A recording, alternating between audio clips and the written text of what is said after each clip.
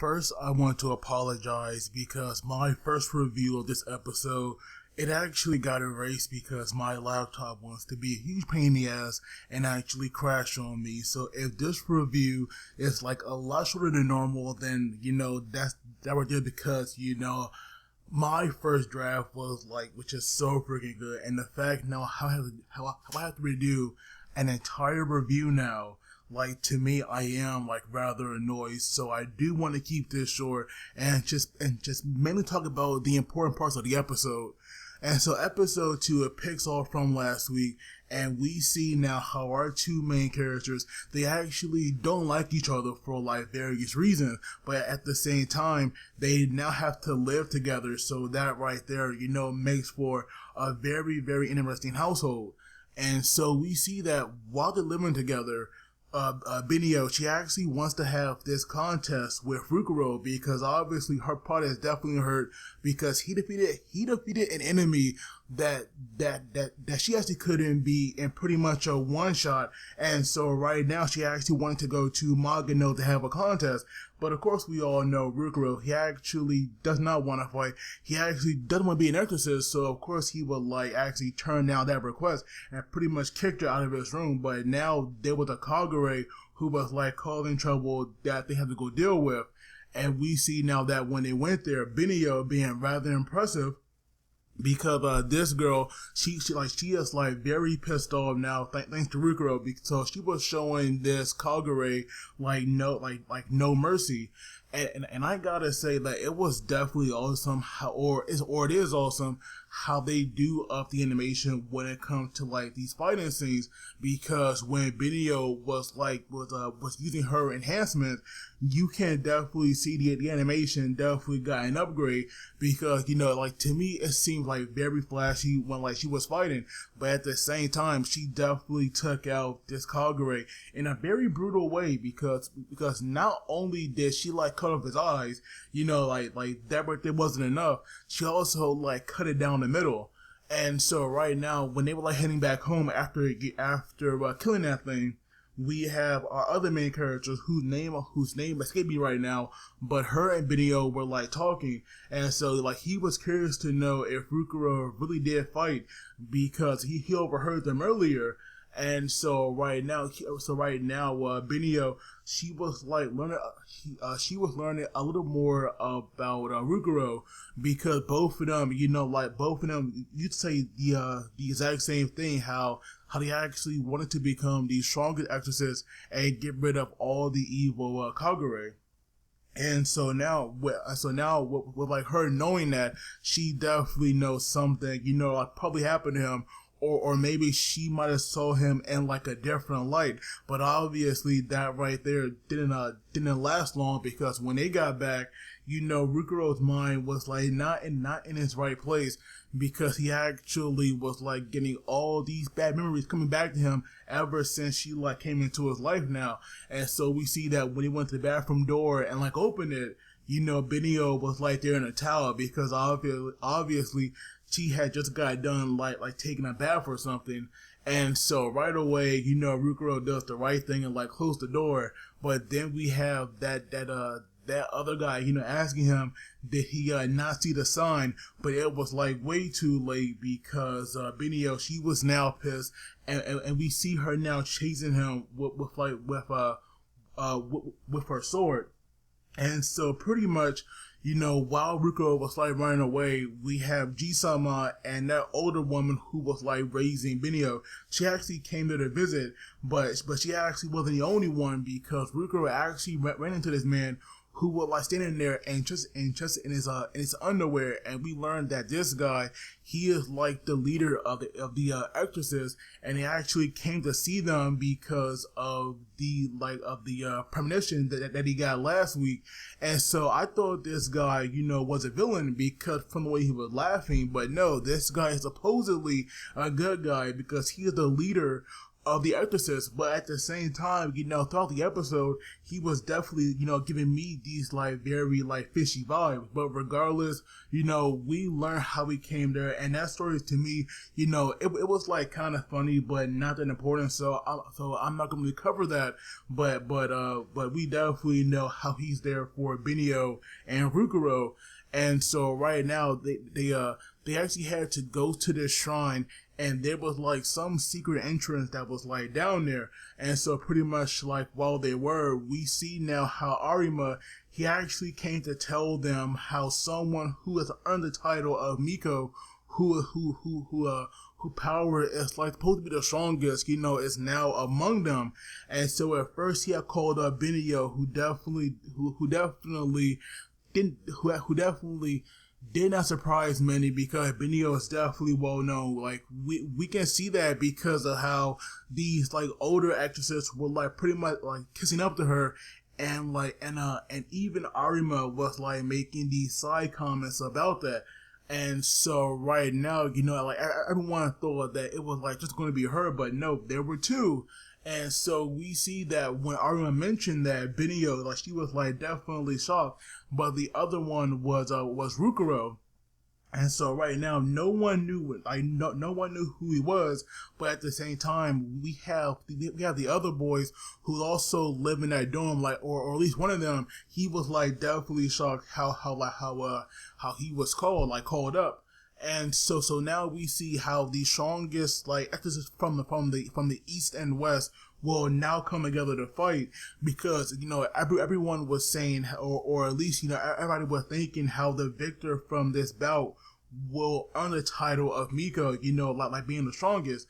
And so right now, Benio, like she was like ready to go, because first she was pissed off because of how strong Rukuro is, but at the same time he does not want to fight, nor be like he does not want to fight. He does not want to be an exorcist, and of course he also did like wound her pride. So of course now she was like ready to go, and we see how Rukuro did not want to fight her, but Benio was like not giving him a choice, because we see now how she swung at him with like no problem. And so now, like, right now, Rukuro, he was like mainly on the defensive, like dodging her any way he can. But at the same time, like this boy is definitely like quite agile, because the only time like Benio like ever got him, back when they first started, it was where she actually like cut like part of his jacket. But other than that, he was like pretty much dodging her for the most part. And I believe at one point, like during their little scrimmage, he actually like grabbed the sword. Like maybe I saw that wrong, but regardless, he was not fighting at all. Like he was definitely holding back. And that's when Arima like had no choice but to actually like badmouth his friends who had died in the past. And so now, eventually when he had enough, he actually got so pissed off that we see him now like using his power, and once again his fist had transformed, like when he brought out that black talisman. And at the same time, like where we saw our friends in the past, there was like this group picture, and I definitely like recognized one of these kids from like someone in the opening. And so that right there, and to me, that right there is definitely that right there is a pet peeve of mine, where we have openings that spoil stuff that will happen in the anime. So it's obviously now how one of those kids definitely survived that incident. And at the same time, I definitely have a strong feeling that the survivor is definitely now a villain. But of course, that right there will like play out down the line. But going back now to this fight, we have Rukuro, who actually wanted to attack Arima, but there was no way Benio was going to let this chance, slip by her. And so now we see her bring out this talisman that was like too powerful, like for her to use, according to that older woman who like raised her. But this talisman had like covered her sword and like fire, and that right there was awesome. But with like one swing of his fist, Rukuro was not only able to put out those flames, but he also sent her like flying as well.